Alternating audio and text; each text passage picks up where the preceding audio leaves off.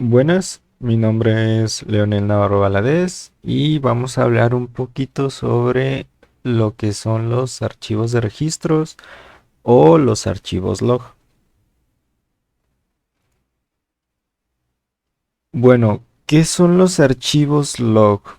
Los archivos de registro log en bases de datos son registros secuenciales que se utilizan para realizar un seguimiento de transacciones y actividades que ocurren en la base de datos. Estos archivos son fundamentales para garantizar la integridad, la consistencia y la recuperabilidad de los datos. Bueno, los registros de transacciones desempeñan un papel crucial en los archivos log de bases de datos, ya que estos registran todas las transacciones que se realizan en el sistema, lo que incluye inserciones, actualizaciones y eliminaciones de datos. Entonces, los archivos log vienen de la mano con los archivos de bases de datos, ya que como menciono, aquí se hace como todo el registro de lo que se hace en la base de datos o todos los registros de transacciones.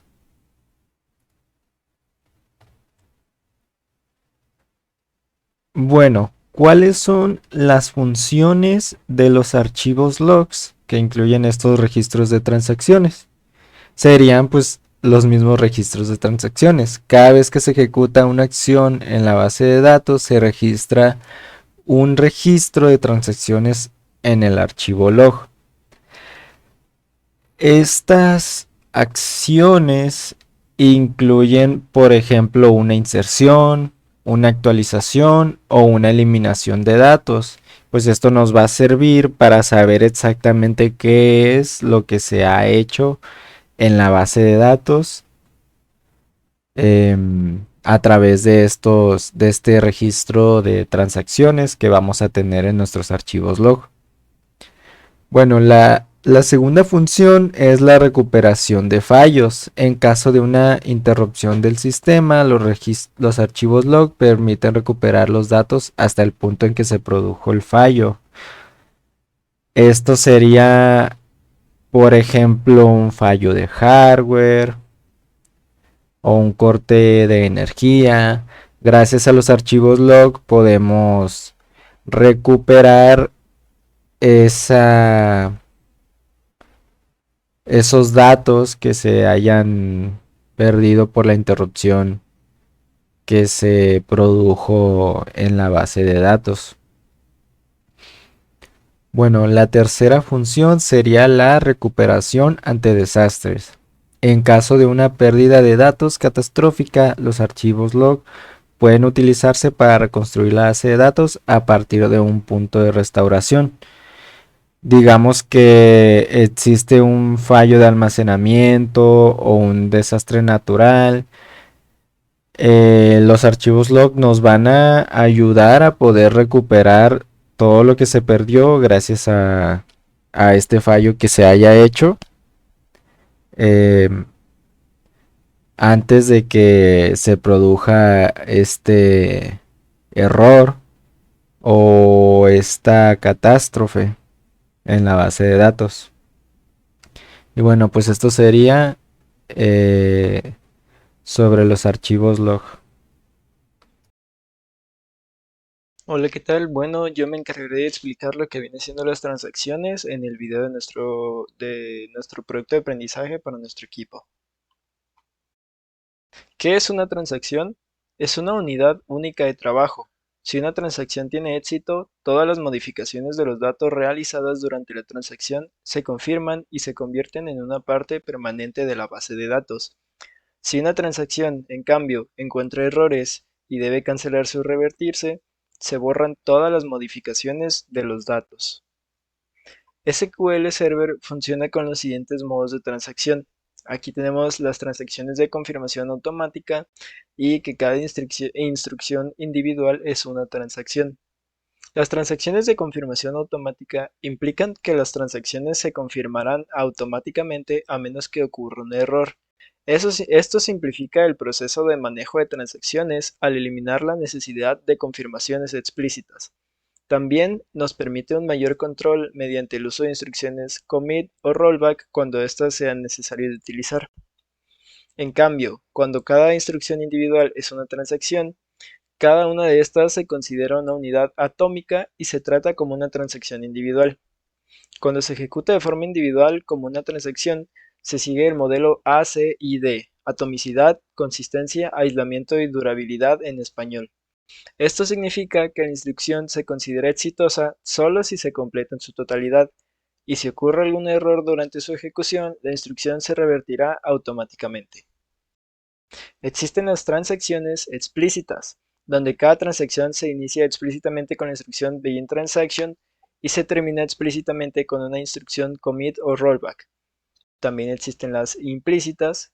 Se inicia implícitamente una nueva transacción cuando se ha completado la anterior, pero cada transacción se completa explícitamente con una instrucción commit o rollback.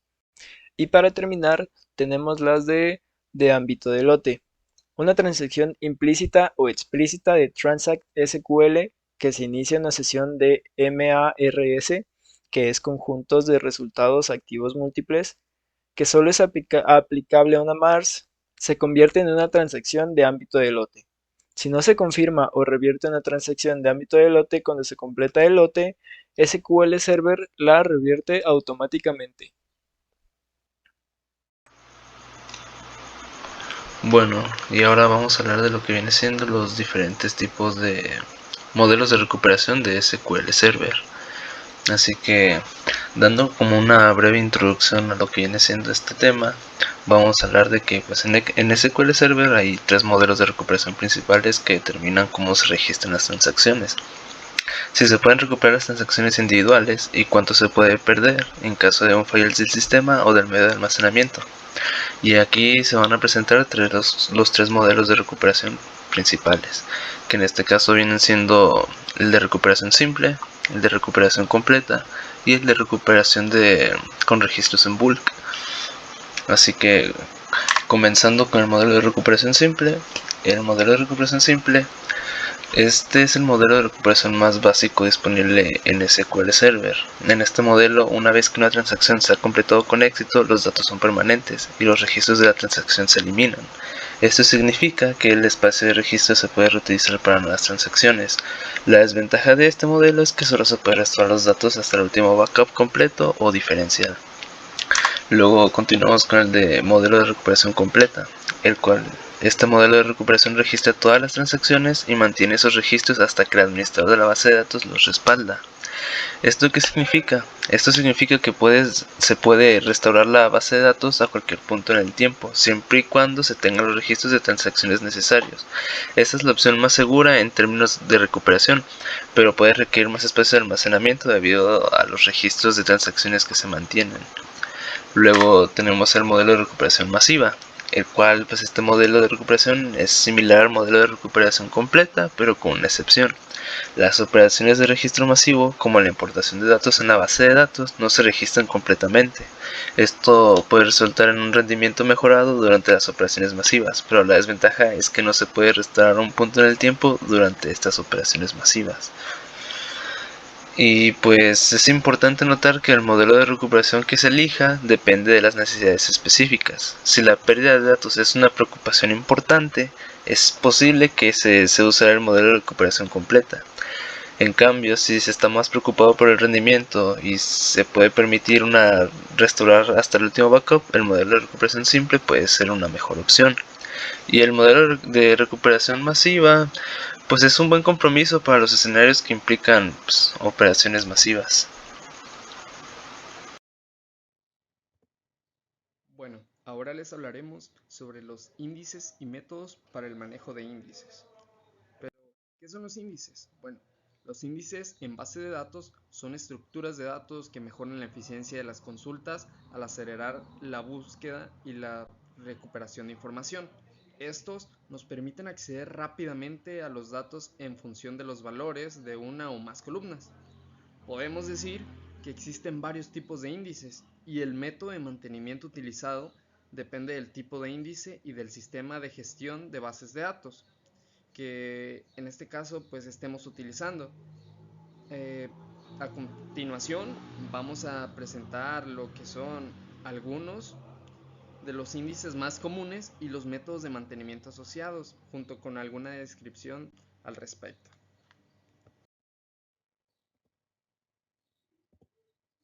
Bueno, primeramente tenemos uno de los más populares, el índice de árbol, el índice hash, los índices de bits y el índice compuesto. Pero, ¿a qué nos referimos con cada uno?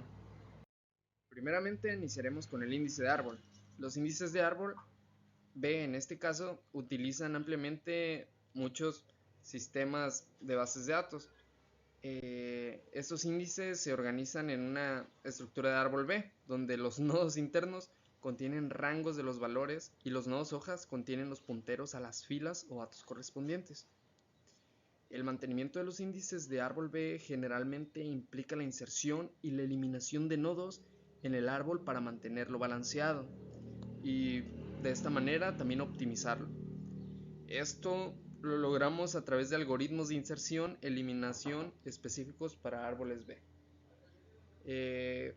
Si podemos ver y estamos relacionados con lo que es la programación, podemos ver que tenemos que es igual a los métodos de búsqueda de los árboles. También tenemos los índices hash. Los índices hash son completamente adecuados para las búsquedas rápidas de igualdad. Utilizan la función hash para calcular una ubicación en la que se almacenan los punteros a las filas de datos correspondientes. Si dentro de la utilización de este método producimos una colisión de hash, es decir, que dos claves de un índice generen la misma ubicación de almacenamiento, se deben aplicar técnicas adicionales para manejar esta colisión y garantizar un acceso eficiente a los datos. También tenemos los índices de bits. Los índices de bits se utilizan para optimizar las consultas que involucran columnas con un número limitado de valores posibles, como columnas de estado de género.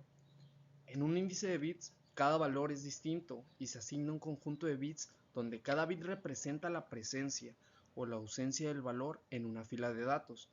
El mantenimiento de los índices de bits implica actualizar más conjuntos de bits a medida de que los datos se modifiquen.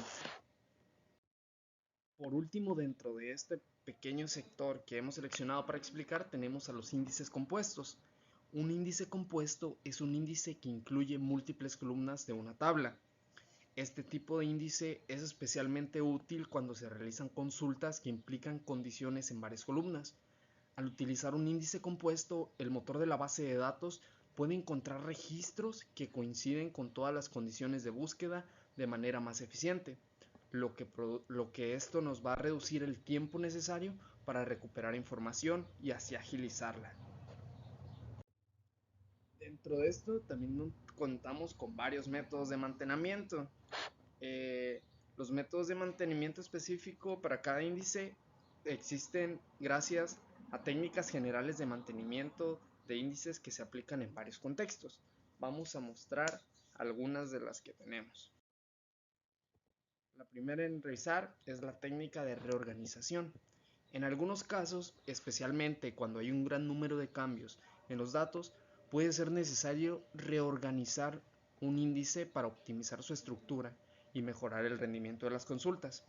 Esto puede implicar que la reconstrucción completa del índice o la reorganización parcial de las páginas de bloques del almacenamiento del índice. También tenemos la actualización incremental.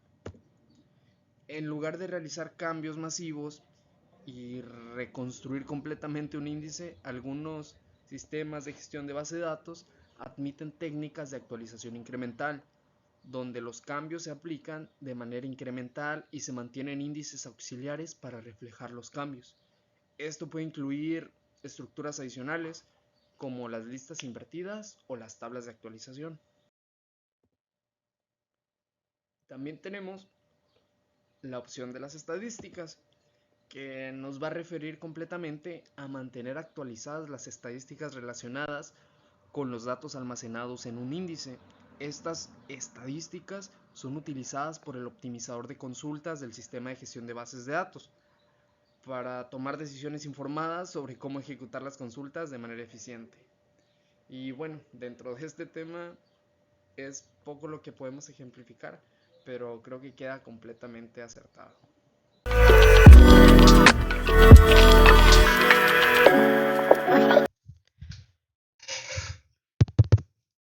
Bueno, como sabemos, los archivos log son archivos que se utilizan para registrar información sobre eventos o distintas acciones que ocurren dentro del sistema.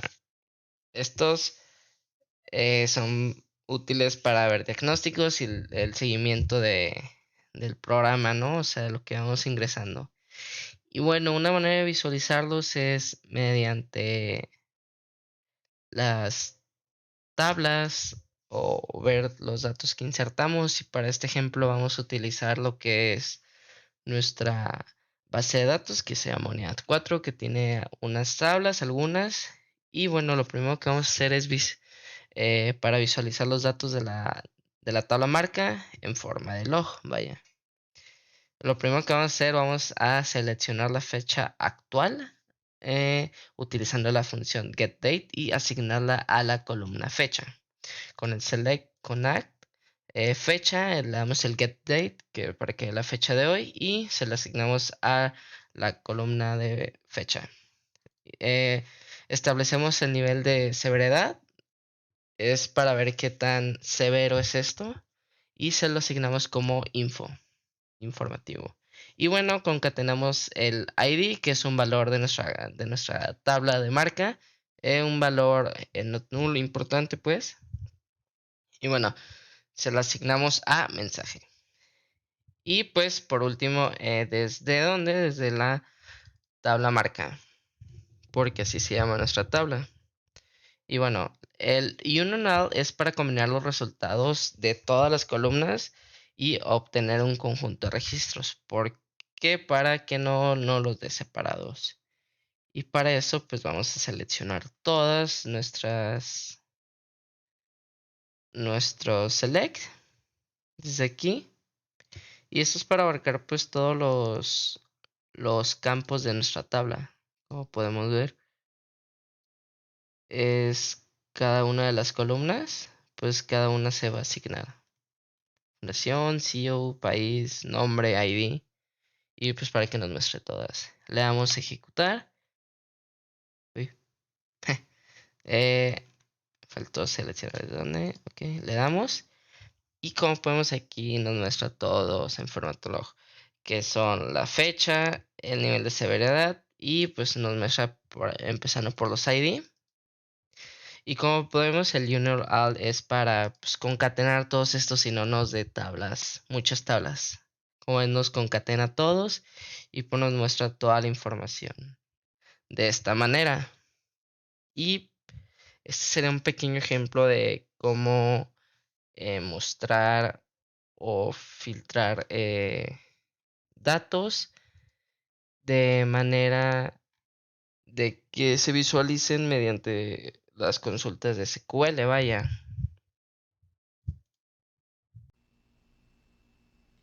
Muy bien, a continuación yo les presentaré un ejemplo del uso de la cláusula STOPAD, pues el cual es utilizado en el contexto de seguridad para backups, y se utiliza específicamente para poder realizar la recuperación de, por ejemplo, si hubo algún problema de que se hubo un borrado accidental, o tal vez borramos algo que no deberíamos de haber borrado, como es un borrado accidental. Pues para eso existe la cláusula stop, la cual nos permite hacer una recuperación hasta cierto punto específico en el tiempo, y pues eh, así poder recuperar antes de una catástrofe que se haya podido pues presenciar, ¿verdad? Con la información dentro de la base de datos. Muy bien, ahora que nos encontramos en SQL Server, a continuación realizaremos un ejemplo para poder explicar, bueno, para que se pueda visualizar cómo es que trabaja la cláusula STOPAD. pues en el contexto de copias de seguridad. Ah, aquí ya tengo un ejemplo. Si se fijan, la mayoría de código está en forma de comentario, pero esto es para que, pues, para que podamos realizarlo paso a paso y se pueda visualizar de poco a poco. Lo primero que tenemos que hacer es estar usando la base de datos master y después para poder crear nuestra base de datos llamada DB colegio, la cual usaremos para este ejemplo. Le daremos a ejecutar. Vemos que los comandos se completaron de forma satisfactoria y ahora ponemos esto en modo de comentario para que más adelante, cuando le demos a ejecutar, no nos dé un error con los siguiente. Muy bien. Y ahora tenemos que usar la base de datos que acabamos de crear para poder crear pues las tablas que queremos utilizar en este ejemplo sin problema alguno. Entonces ya se habrá creado y si se fijan coloqué un select get date y esto es para saber la hora y la fecha en la que se realizó cierta acción. En esta fecha y en esta hora pues se realizó el crear esta tabla. Muy bien, guardaré la fecha solo por si acaso y colocaré esto en comentario.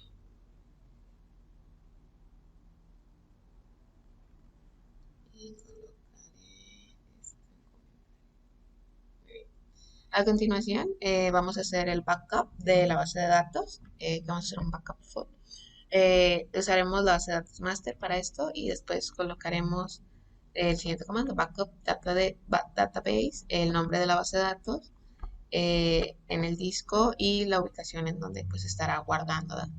Tenemos que observar que se tiene una extensión .back. Esto es para referirse, bueno, esta extensión se utiliza en las bases de datos y más adelante veremos un punto.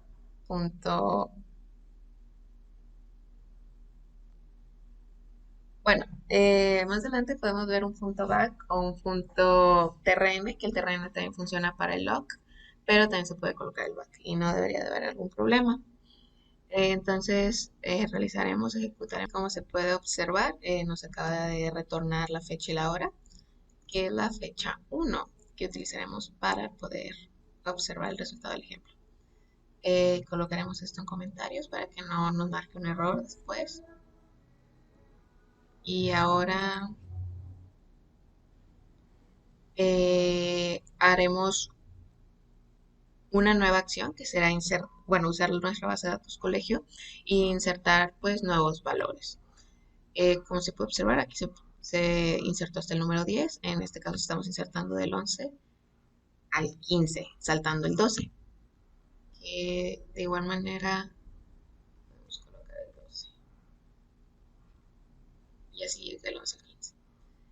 Le daremos en ejecutar y aquí está la fecha y la hora en la que se realizó. Muy bien, ahora pasaremos a otra acción, la cual es el borrado de registros, en la cual borraremos registros de la tabla alumno donde código sea mayor a 5, o sea, se borrarán del 6 al 15. Y también seleccionaremos la fecha en la que se ejecutó esta acción. Aquí la podemos observar y en la fecha número 3. Colocaremos esto en comentarios nuevamente para que no nos marque un error a continuación. Y por último es la solución. Lo haremos por pasos, en el cual el paso 1 es pues se realiza un backup de log de transacciones. Entonces se utilizará master y será un backup log de la base de datos colegio, la ubicación en donde se guardará ese backup log, que es aquí lo que hablaba anteriormente, que puede ser terreno, puede ser punto .back. En este caso lo haremos como punto .back y lo haremos con no recovery. Muy bien. Entonces lo ejecutamos y aquí podemos ver que se realizó de forma correcta. Pondremos esto en comentario para que no nos marque un error a continuación.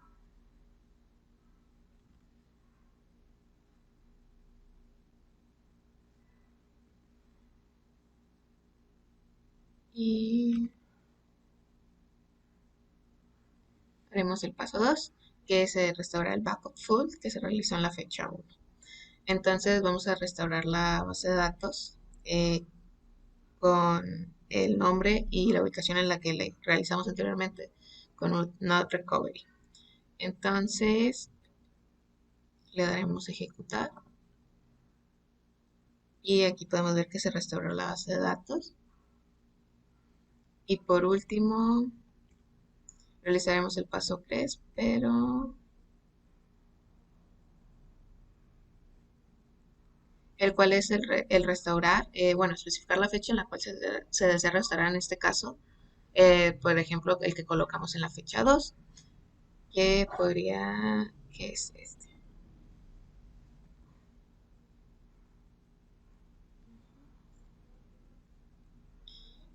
Sí, miren, solo para que se vea, podemos observar hasta este momento.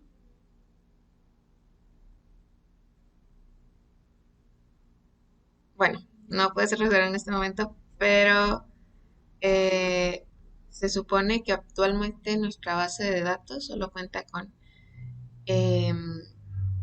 archivos del 1 al 5.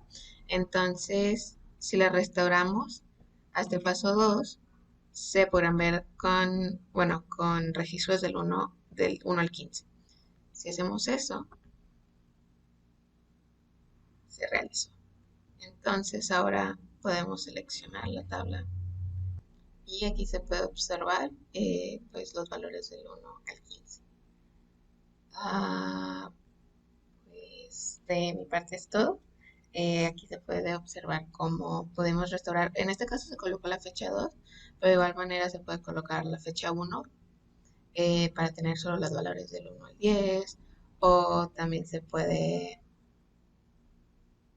colocar la fecha, por decir, si estuvimos realizando más acciones, podemos realizar que, no sé, que hayamos borrado ahora es que sí todos los datos de nuestra tabla, pues podemos colocar la fecha CRED, pues ya eso depende de lo que se esté realizando, pero en sí el backup lab, el backup lab con Stopat, pues nos permite pues recuperar hasta un cierto punto en el tiempo y es de gran utilidad. Por eso se recomienda estar haciendo copias de seguridad pues continuamente para cualquier problema o desastre que pudiese ocurrir. Bueno, vamos a hablar ahora sobre los índices y las restricciones. Primero, ¿qué son los índices? Un índice es una estructura de datos utilizada para mejorar la eficiencia de las consultas y operaciones de búsqueda en una tabla. Los índices son fundamentales para acelerar el acceso a los datos y reducir el tiempo de respuesta de las consultas en una base de datos. En otras palabras, un índice se podría decir que es como un puntero que va recorriendo una tabla para encontrar ciertos datos. Al utilizar estos índices, nosotros podemos hacer que la búsqueda sea más eficiente y consuma menos recursos, ya que si no los utilizamos, cuando queramos hacer una consulta, el sistema va a buscar uno por uno los registros de las tablas. Y con los índices estaríamos ahorrando tiempo y recursos. Para los ejemplos prácticos de cómo se crean estos índices, voy a basarme en esta tabla llamada personas. Entonces, como primer ejemplo tenemos un índice ordinario. Para esto utilizamos el comando createIndex seguido del nombre que le vamos a poner a nuestro índice. En este caso yo le voy a poner idx-apellidos. Después ponemos on y de ahí el nombre de la tabla en la que se va a aplicar este índice. De ahí entre paréntesis ponemos el nombre del campo en el que se va a aplicar el índice. Este sería un índice ordinario para esta tabla. También tenemos los índices compuestos, que serían iguales, solamente que aquí pues podemos poner más de una columna donde vamos a aplicar la tabla, el índice, perdón. Y tenemos también los índices de partes de campos. En este caso, por ejemplo, le estamos poniendo un valor a cada columna en la que se va a aplicar el índice. Entonces, por ejemplo, si yo estoy poniendo nombre y entre paréntesis pongo 10, significa que el índice va a evitar las búsquedas o va a evitar checar los registros donde el nombre sea, por ejemplo, de 11. Restricciones en tablas. Las restricciones son reglas y condiciones aplicadas a las tablas y columnas para mantener la integridad de los datos y garantizar la consistencia y validez de la información almacenada.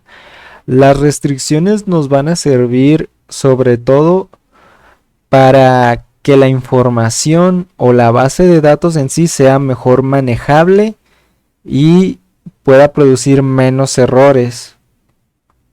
Ahorita voy a mostrar unos ejemplos. Bueno, estos pueden ser ejemplos de restricciones que le podemos aplicar a las tablas. Por ejemplo, el not null, que evita que los registros tengan espacios vacíos. El unique, que hace que lo que contiene el registro sea único. El check, que nos valida diferentes cosas que nosotros queremos aplicarle. El primary key, que hace que un registro sea la clave primaria de la tabla. Y el foreign key, que hace que un registro sea la clave foránea de la tabla. Ahora un ejemplo práctico. Aquí estamos creando la tabla clientes. En este caso, el primer campo sería id cliente, que lo sería de tipo integer.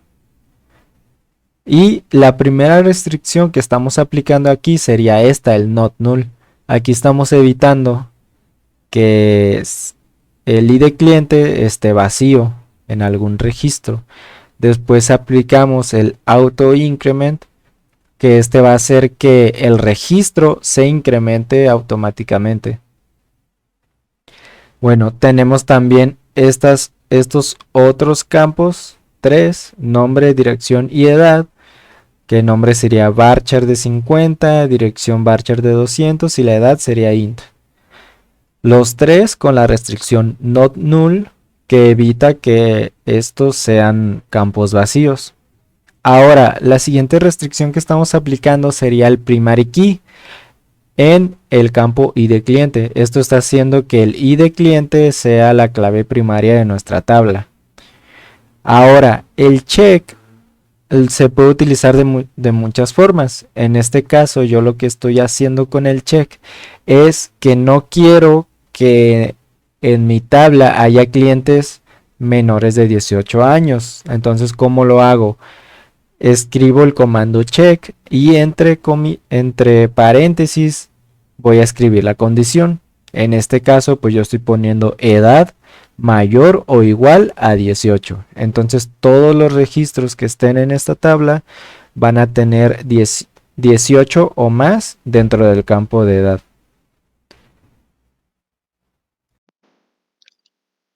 Bueno, y ahora vamos a pasar a lo que viene siendo un ejemplo del mantenimiento de índices por medio de TSQL, pero para lo cual ocupamos haber hecho antes, pues en el tema anterior, o bueno, los ejercicios anteriores, que era el de creación, manipulación y operación de índices y restricciones de tabla, para lo cual se preparó una, una tabla, la cual pues llamamos empleados para este ejemplo. Y primero, pues como habíamos mencionado anteriormente, se tuvo que haber hecho una creación y manipulación de índices. En este caso, pues usamos un índice no agrupado en el campo apellido. Luego hicimos una creación de un índice agrupado en el campo empleado ID. Luego lo eliminamos. Luego pasamos a lo que fue la creación y manipulación de restricciones de tabla, para lo cual se hizo una restricción unique en el campo email. Luego una creación de restricción en de primary key en el campo de empleado ID y para posteriormente hacer una eliminación de una restricción. Y bueno, para continuar ahora, pues vamos a pasar a lo que viene siendo el mantenimiento de índices. Pero antes tenemos preparado aquí una sentencia, la cual nos va a permitir visualizar cómo es que está todo este proceso. Y bueno, como podemos observar, tenemos eso. Y ahora lo que consiste en esto es que vamos a, pues como dice el tema, pues o el ejercicio que es un mantenimiento de lo cual como primer paso vamos a hacer una reorganización de un índice, de un índice en el cual tenemos preparada la sentencia de alter index. Y ya pues aquí le damos un ejecutar y posteriormente hacemos la reconstrucción de un índice para la cual también tenemos preparado la siguiente sentencia. Le damos a ejecutar y ahora pues vamos a volver a correr esta sentencia, la cual nos va a permitir observar cómo quedó después de haber aplicado esto. Y ya pues para terminar con esta parte, pues es necesario importante tener en cuenta que para el mantenimiento de índices, pues se debe de considerar la fragmentación del índice. Por lo general, si la fragmentación del índice es menor del 30%, pues se puede optar por reorganizarlo. Pero en caso de ser mayor, pues puede ser mejor reconstruirlo. Además, pues hay que tener en cuenta que la reconstrucción de índices puede ser una operación que consume mucho tiempo y recursos, por lo que generalmente se realiza durante los periodos de mantenimiento programados y no durante las horas pico de actividad de la base de datos. La reorganización de índices es una operación menos intensiva y puede realizarse con mayor frecuencia.